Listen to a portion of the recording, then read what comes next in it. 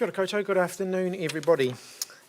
Last night we received notification that a worker at the Grand Millennium Hotel in Auckland, the managed isolation facility, had tested positive for COVID-19. The test was done as part of our regular routine surveillance testing, and the worker and their family immediately went into isolation at their home. We've since had the rest of the family tested. 3 have returned negative results and 1 is under investigation. That person returned a weak positive result, and further work is being undertaken to get to the bottom of that today. We've started the contact tracing process, and Dr. Bloomfield will have more details on that shortly. I do want to be clear that while this case is connected to the border, we do see it as low risk to the community. Contact tracing, further genome sequencing, and that's all well underway, and we'll update you when we get more information on those things. I want to stress that the result was picked up during surveillance testing, so this is the system working as we intended. The person concerned works in an environment that requires diligent use of personal protective equipment, PPE, and regular cleaning. From the contact tracing so far, we've identified that there's been very limited exposure.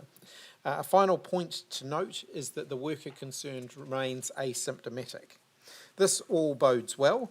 However, we are not being complacent. We need to continue to move quickly to mitigate any potential risk to the public, regardless of how low we consider that risk to be. So it's a good opportunity for all of us to remember that our public health measures, alongside our border measures and our vaccination program, continue to be incredibly important. And everybody, as always, has an important role to play in our COVID-19 response. Things like washing our hands and sanitising regularly, whilst it's become a little bit of a cliche, this continues to be an important way for us to stop the spread of the virus. Coughing into elbows, and of course, staying home when sick.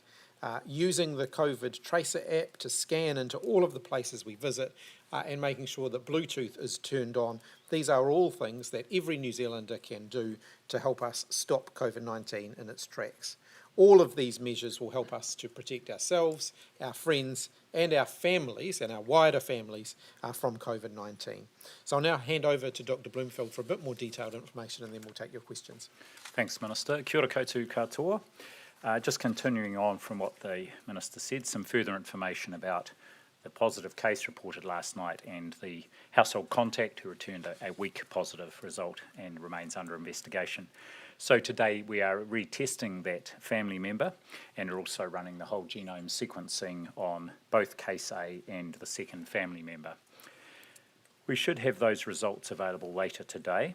They will help us determine what, if any, link there is between the MIF worker to recent cases at the Grand Millennium Hotel. Since the 1st of March, there have been 8 cases of people in managed isolation at this hotel. It is our largest managed isolation facility, so there have been 8 cases.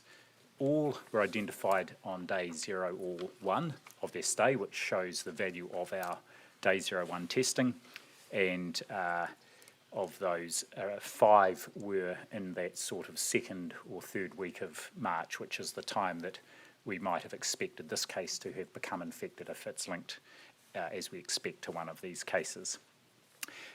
Should note case A and the family member both remain asymptomatic.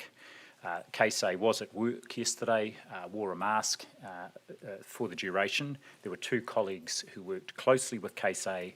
Both are now in self-isolation, and the case did not work for the 3 days prior to yesterday. Auckland public health officials are supporting the family's welfare needs and are arranging or speaking with family members about moving to the Auckland quarantine facility. They're also working rapidly to confirm case A's likely infectious period.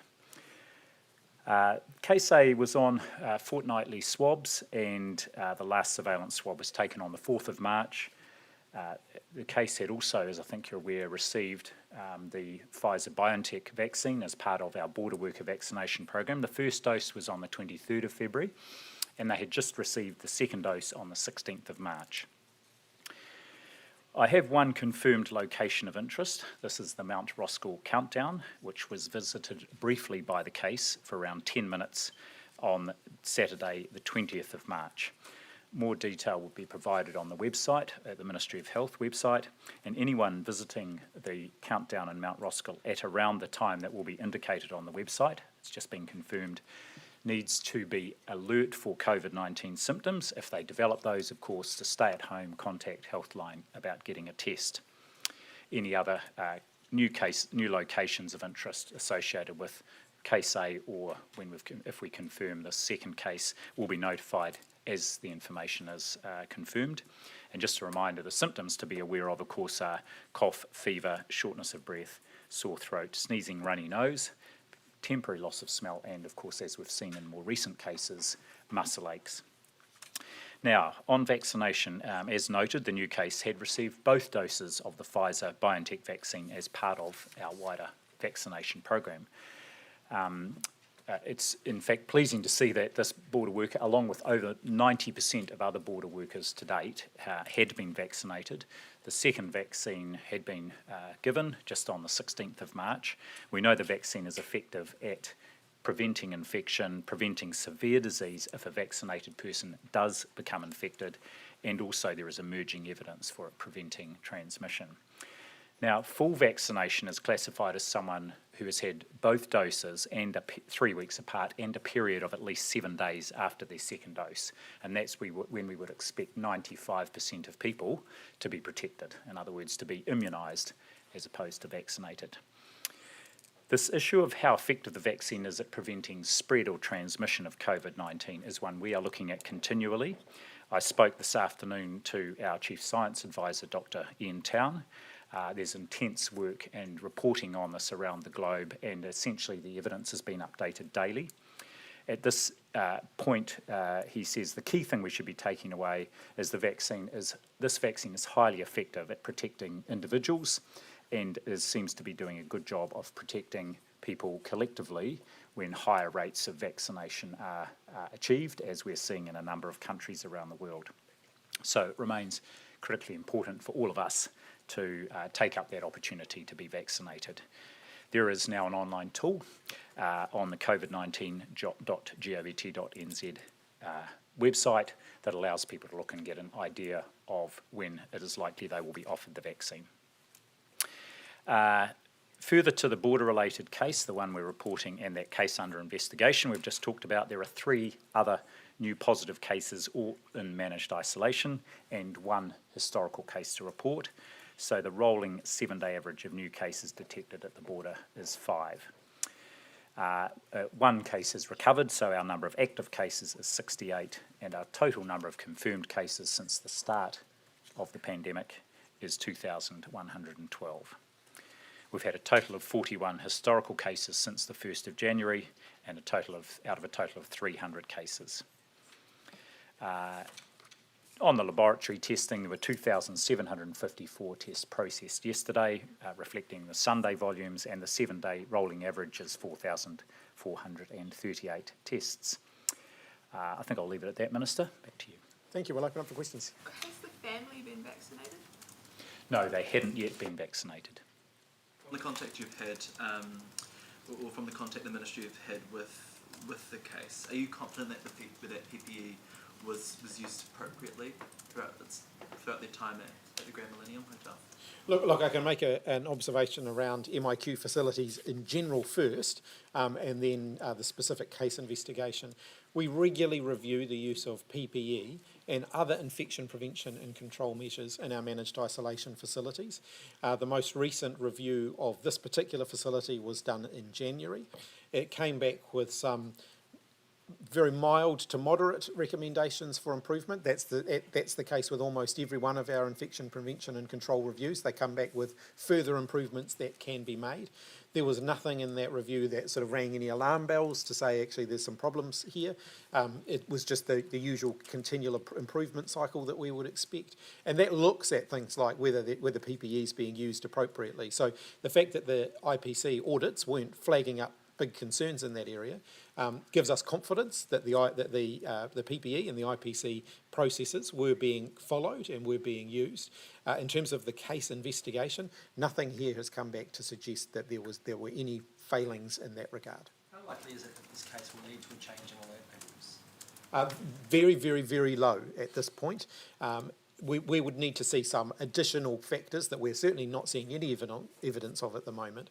I do want to be clear, again, we've covered this ground a little bit before, but our first resort when we get a new positive case is not necessarily to look to alert levels. That's the sort of response that we would use where we're seeing transmission or when we're concerned about potential transmission within the community. There's no evidence to suggest that that's the case here. What kind of procedures are being undertaken at the Grand Millennium now that this case has emerged from it? So obviously there's a contact tracing process that goes on within the Grand Millennium. That includes looking at positive cases that have been at the Grand Millennium and trying to identify whether there are any epidemiological links or genomic links between the positive cases that might have been identified there, making sure that all of the staff testing is up to date and any close contacts with other staff members have been identified and any appropriate steps that need to be taken will be taken there. The Grand Millennium is one of our biggest, it is our biggest, in fact, managed isolation facility. It's served us very well. We haven't got concerns around the way that operates. But as with everything, you always have a good, thorough look at any positive case just to make sure that any risk around that case has been well contained. And that's what will be happening at the moment. Dr. Bloomfield, can I just repeat, the last swab that he took before this one was March 4, is that right? Yes. Is that appropriate, like for that line of work, whatever that it is this person does? That's 19 days ago. Like, shouldn't they have been tested more regularly? Yes, so this person was on fortnightly testing. The swab, the fortnight came up last Thursday. There was a good reason why the person wasn't swabbed then, personal reason, and got that swab a few days after it was due, but hadn't been back at work and had that swab on Sunday before returning to work on the Monday. So there was a reason I won't go into, but certainly this is someone who has been regularly swabbed, is on that fortnightly schedule. The other point I did want to make is this case has routinely used the NZ COVID Tracer app again, which is very helpful in terms of our ability to push out notifications to anyone who may have been at places of interest at the same time. Are you able to say what their job was, like just generally? Yes, this person's a cleaner at the hotel. Do we know what variant this border worker has yet? Not yet, no. We're expecting to get that either later today or early tomorrow. The genomic sequencing process takes some time. Yeah. Are you expecting that it's likely transmission through surface fomite infection or? Too early to draw any conclusions on that at this point. So the investigation process will look at any epidemiological link and any genomic link. Now, obviously, those two things go hand in hand. So if we identify a genomic link, it may well help us to identify a potential epidemiological link. We will review CCTV. My understanding is that the CCTV upgrade at the Grand Millennium is almost complete. There are still a couple of cameras that haven't been installed, but most of them have been installed and are operating. So that will certainly help us. It gives us visibility of most of the common areas in that facility, and that will all help with the investigation. What's the status of its air conditioning systems, airflow? There was obviously that effort to change up how the MOQ's air systems work due to the possibility of airborne transmission. So I'll make a more general comment first, and then again, if Dr. Bloomfield might have more on the Grand Millennium in particular. Desktop-based reviews have now been done of all of our managed isolation facilities to look at their systems. Those are supplemented where there's a good reason to, as there was in the Pullman, with people going and doing physical inspections of those facilities. I haven't got the most recent update on the Grand Millennium, but from what I understand, the desktop review certainly was completed of that. I don't know whether I don't have any specific information, but we can find that out. Yeah. Don't know, but we can find that out. Yeah. Were you able to get genomic sequencing from all of those 8 cases that have been in that hotel? Yes, we were able to, and actually associated with those 8, there were another 2 family members in similar bubbles, or in different bubbles, 2 family members that also subsequently became positive once the family had moved to Jet Park. But we do have the genome sequencing on all those cases, and so that will be very helpful once we have the whole genome sequencing on our new case. Sorry? All those 8 all moved to Yes, that's routinely they go to Jetpack either the day that the test result comes back or the following day. But remembering that all were day 01, identified at day 01, and people remain in their room until the results of day 01 testing is returned. So we typically do those transfers when it's safest to do so. So if we get a result late at night, for example, we'd leave those people in their rooms until the next day and then transfer them the next day. But generally speaking, if someone tests positive in that day 1 testing, they wouldn't spend more than one night in the MIQ, in the managed isolation facility that they have been assigned before being transferred to the quarantine. Can you just update us as to where your where saliva testing is for such workers so that they can be tested more frequently? I'll ask Dr. Bloomfield to make a comment on that, but perhaps just briefly before I do, we have been making saliva testing available in these facilities. It's all about the calibration of the results of that to make sure that they are as reliable as a PCR test. Yeah. So at the moment, the saliva testing is happening at our quarantine facilities. It's available to staff and is being trialled there still, but at the moment we're still maintaining our weekly or fortnightly PCR nasopharyngeal swab testing. I should say that the saliva testing is also PCR-based testing. It's just a different sampling method. But we can come back to you on with an update on where the saliva testing, how that's going in our quarantine facilities. Dr. Bloomfield, a team of New Zealand researchers has taken a second look at that bin lid case from the Christchurch MIQ, and their conclusion is that it was airborne transmission that was the sort of vector for transmission, not the bin lid and surface infection. Have you read that study, and what were your thoughts on it? Yes, well, I haven't read the study. I've read the summary of that study. I think over the last month or two, in particular, probably 3 months, there's been much more emergent evidence about the importance and the significance of airborne transmission of coronavirus and being a way that people become infected. And I think if we look at our more recent cases, the role of airborne or aerosolized transmission has been much more likely to have been the cause. And I think if we then retrospectively go back, knowing what we know now, it was probably more likely that the person who we initially thought it was through fomite transmission on the rubbish bin lid, it was aerosolized particles in the corridor. And I dare say that a lot of the actions that have been undertaken over the last month or two have been explicitly designed to reduce the likelihood of people being infected through aerosolized transmission, particularly by reducing movement of people outside of their rooms at the same time. I think it's interesting, as someone who follows the international developments around this very closely, we're one of the only places in the world that's even having this conversation about fomite transmission or aerosol transmission, because in most other places it's still person-to-person transmission, and it's still hundreds if not thousands of cases that they're dealing with every day through that person-to-person contact. Because we don't have community transmission in New Zealand, we're quite unique, and as Dr. Bloomfield has pointed out, each new case we get actually helps us to understand a little bit more about the previous cases that we have dealt with. On the new MIQ case, has an exposure notification been sent out for the countdown, and have any been sent out through the Bluetooth tracing portion? My understanding is that the notification for countdown is going out. I'm not sure whether it's gone out as of right now, but my understanding is that it will do. Yes, just confirming the time and therefore the period for that exposure notification to go out. If this person who was infected at the Grand Millennium was a cleaner, have you had assurances or sought assurances that they're still getting paid? That one of the outcomes of this won't be financial hardship for the family? Look, we work very closely with these hotels to make sure that they are treating their staff well. That's part of MB's ongoing contract negotiations with the hotel. I'm happy to come back to you on the specifics, but certainly our expectation is that staff will continue to be paid and treated well if they contract COVID-19 and are recovering from it, or if they're having to isolate for whatever reason because of COVID-19, that they will be treated well. And that's something that we build into the discussions we have around contract renewals with the hotels. It sits in that same basket as things like the living wage, for example.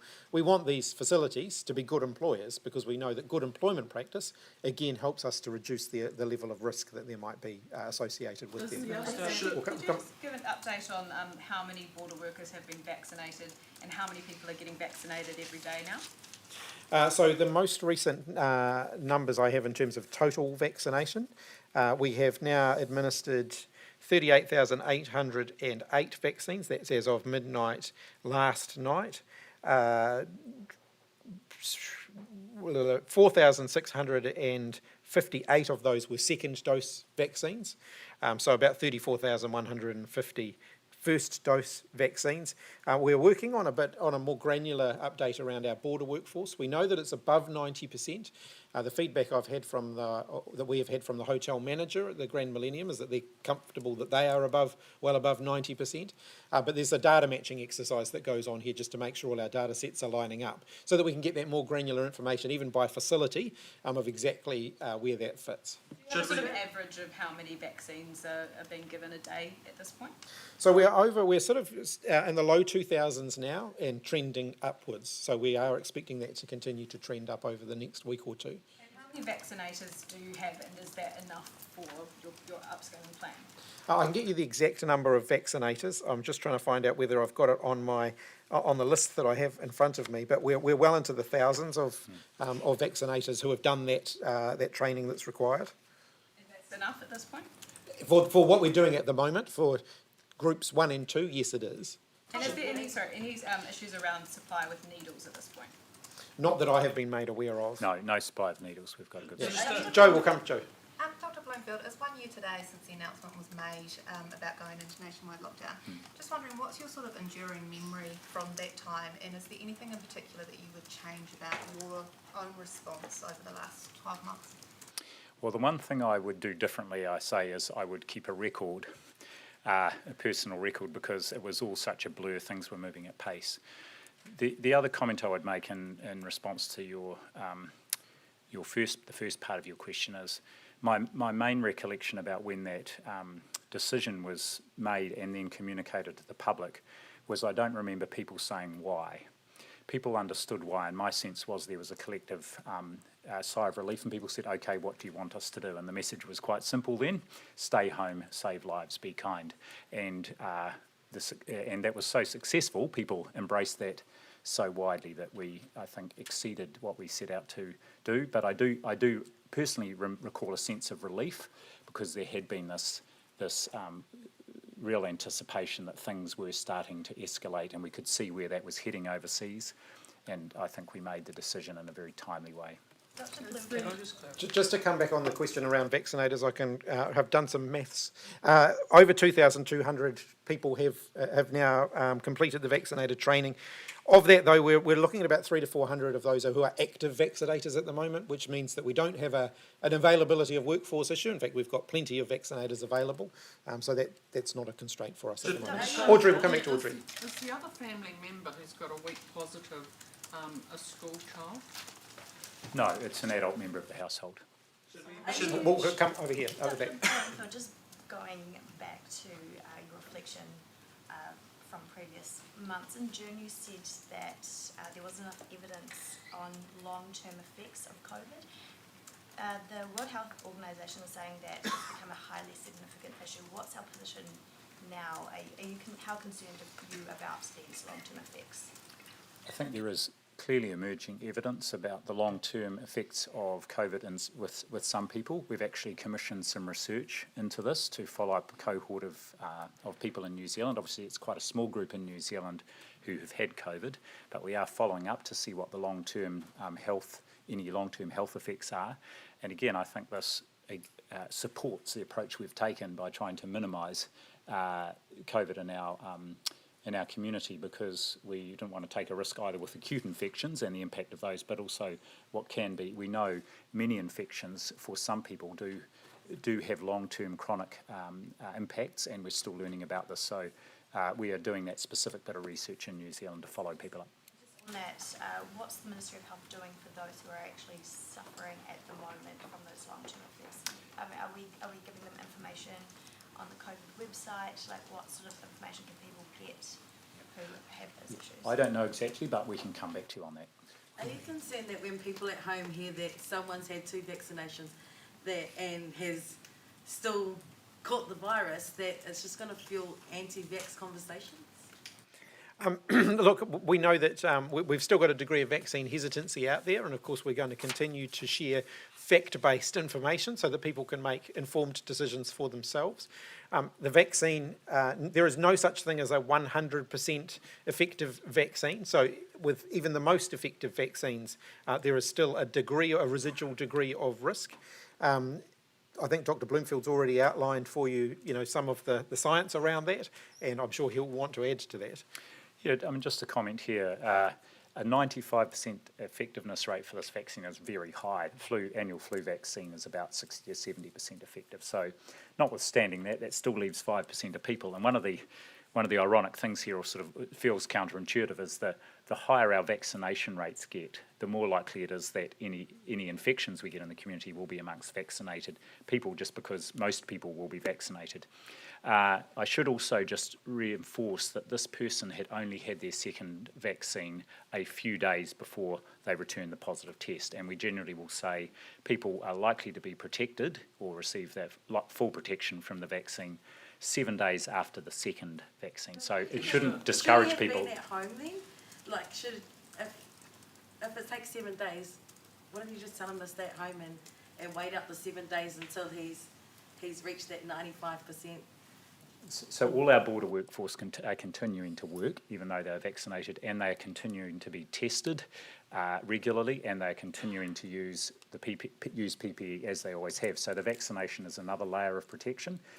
And one of the very pleasing things is, as the Minister's mentioned, already over 90% of that border workforce has been vaccinated, which is very high uptake and very pleasing. We will get to the point in the next few weeks where people won't be doing these higher risk frontline roles unless they have been vaccinated. We are not at that point quite yet, but we are certainly getting close to it. And conversations are happening with the relatively small number of people who have yet to be vaccinated to make sure they are vaccinated, or if they are not going to be vaccinated, to look at redeployment of them to different areas where they're not in high risk roles. When a Trans-Tasman bubble opens, will you be looking to reduce the capacity of their managed isolation system? So I'm working through that with MB, who are running the MIQ facilities at the moment.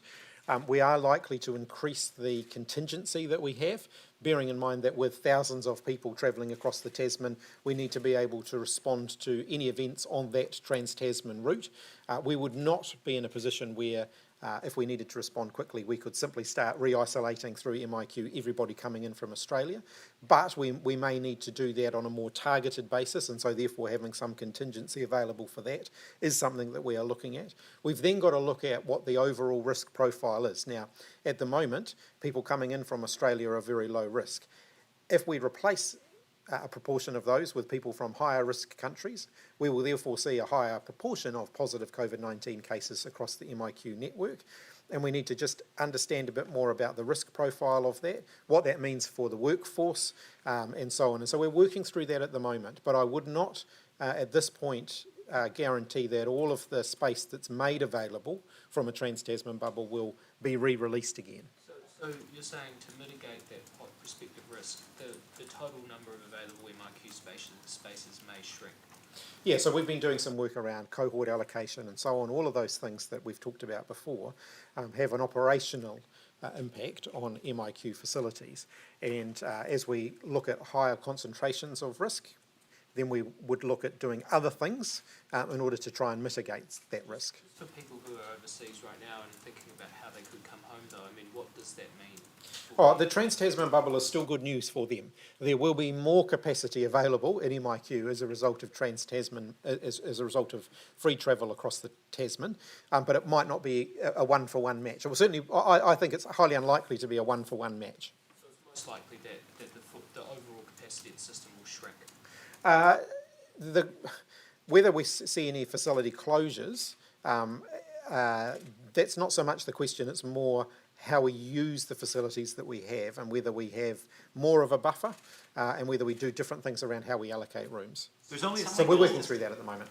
Someone who's tested positive, a person has tested positive in MIQ on Sunday, and their contacts who had been on a bus with them that day and 2 days prior, going to and from a park for a walk, have been, had their stays extended. Do you have more details about when that person tested positive? Because newsroom's been told that the person tested positive while they were on the walk. Officials were told they had tested positive at that stage, but they were still put on a bus with other people and brought back to the MIQ facility. Yeah, so my understanding was that they had had their test before they departed for their regular exercise. The test result came in whilst they were, engaged in their regular exercise. I've had feedback that the bus journey, all of the appropriate measures were in place, so people were distanced from one another and so on whilst they were on that bus. They are keeping some people in for an extra few days. It fits into that abundance of caution category. I've always been very clear with the people operating the MIQ facilities that I will always support them making decisions to be cautious when it comes to this sort of thing rather than have regrets later. And so that's exactly what this case falls into. It's them being very cautious and I absolutely support them doing that. Should those guests have been, who weren't, who are now contacts, should they have been put back on the bus after officials knew that they were going on a bus with someone who had COVID-19? That's one of the things that we'll look at as to whether there needs to be a different operation. This is a pretty unusual case. It's not the sort of thing that you would expect to see a lot of, particularly because it was reasonably late in the person's stay as well. So this is something that we'll look at, whether if that happens again, and again, it's highly unlikely to happen again, but in the highly unlikely event it did, whether we would have a dedicated transport to pick that person up and take them back so that they weren't getting back on the bus with the other people. But like I said, the feedback I've had so far, and again, the investigation process will confirm all this, is that on the bus, everyone was appropriately distanced, wearing their masks, and those protective measures were in place. Isn't it just common sense to be like, well, this person has COVID-19, let's not put them on a bus with other people? Look, again, I haven't had the full report. There is an investigation report that happens after any incident like this. Once I've had that full report, I'll certainly share any lessons that have come out of that publicly, but I just need to give them we only got this information in the last sort of 24, 48 hours, and so as soon as we have more, we're happy to share that. There's only a single Joe. Given, just off the back of that, given you've got this new working group that's now giving you real-time advice on lessons learned, have you had any yet? No, actually, I'm meeting with the chair. I think it's tonight. I'm having my first conversation with him about what they've encountered so far. They've only been a few days into it, though, so you have to give them a little bit of time. There's only a single vaccination centre open for household contacts of border workers in Auckland, in East Tamaki. And some people have said it's kind of hard to get out there sometimes. It's hard to fit it around your schedule, especially because these aren't border workers. These are university students, partners. Are we going to be opening more centres, or are we just sticking with the one? The answer is yes, absolutely. I don't know whether Dr. Bloomfield's got a bit more of a timetable, precise timetable, but absolutely over the coming weeks you'll see more and more vaccination centres opening up. Yeah, there will be more of the larger community vaccination centres, plus more a range of other ways that people can get vaccinated, including through Māori and Pacific providers and other places where they'll be able to be vaccinated. Have you heard about any kind of lingering bugs with our online scheduling software? So some people who've tried to schedule, we have a staff member who's eligible, she tried to schedule her jab and it gave her an appointment in 20 minutes. That doesn't really make sense. Is this something that you're aware of and trying to fix? Yeah, look, the booking system is new. And obviously in this early phase of the vaccination campaign, we were dealing with a relatively smaller number of people. It is a good opportunity to iron out any kinks with the system like that. I would argue that's a very, very effective system. It's actually been too effective if it's giving you a time allocation that's too quick, so you don't actually have time to get there. So those are the sorts of things that get ironed out with a system like this. But we want to make sure, and this is one of the reasons why we're being careful with the scaling up, to make sure that as we scale up, all the systems are in place, everything is sustainable. So the last thing we want is to be scaling up and scaling down and chopping and changing all of the time. So we're working through to make sure that everything that we're doing is really robust. And that is the opportunity just to iron out those minor technical details which frustrate people unnecessarily. So Yes. is that scaling up the reason why, even though I think it's over 2,000 odd people have been trained as vaccinators, only 300 or 400 are actually working at the moment. Is that part of that ramping up so you don't run out of vaccine too early and have workforce sitting around? Or? Yes, there's a degree of that, so one of the things we're trying to do is avoid a sort of a big dip in the middle of the year where we end up sort of running out of vaccinations or vaccine doses.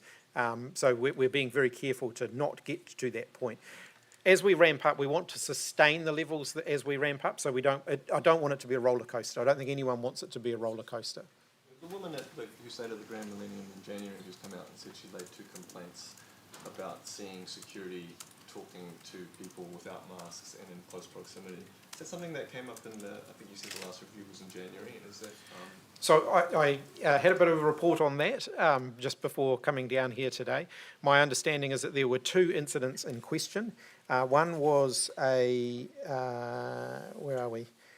They weren't ones that I was particularly concerned about. They do get investigated, so they're deemed to be low-risk breaches. One involved a security contractor, one involved a wellbeing coordinator. My understanding is in the first of those cases, masks were worn, there was sanitisation immediately after the event happened, no further action was deemed to be required. In the second case, there was no physical contact, masks were worn by all participants, and there were no further actions required. So where those complaints are made, and the woman did absolutely the right thing if she was concerned, raising the alarm, raising a concern. Where those concerns are raised, they are thoroughly investigated to make sure that any risk has been appropriately managed.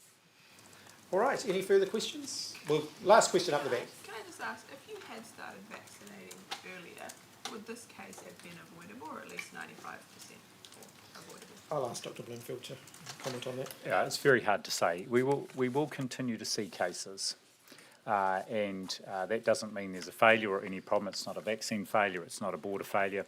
The important thing is, to reiterate, we're maintaining everything we had previously, but we're also adding this additional layer of protection in for our border workforce, and that's helping protect the rest of the country. All right. During the afternoon, instead of waiting for tomorrow? Oh yes, if there's pertinent information, important information that we need to get out there, we'll absolutely release that as it comes to hand. And Dr. Bloomfield and I will be back tomorrow with an update on this, but also some more detail on vaccinations tomorrow. Thank you.